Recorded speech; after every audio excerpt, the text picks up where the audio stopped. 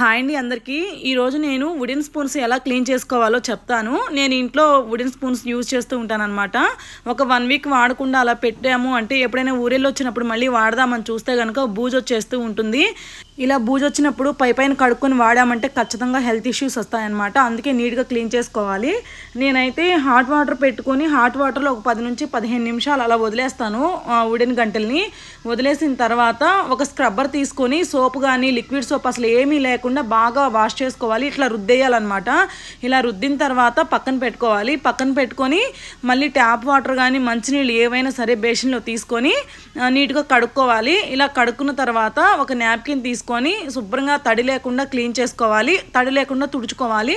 తుడుచుకున్న తర్వాత ఫ్యాన్ గాలి కింద కానీ బయట ఎండలో కానీ పెట్టుకోవాలి. ఎండలో కనుక ఒక 1 అవర్ పెట్టి అలా వదిలేసాము అంటే చాలా మంచిగా డ్రై అయిపోతాయి. So that's for mini vlog అనమాట. మీకు కనుక నచ్చినట్టయితే లైక్ చేయండి.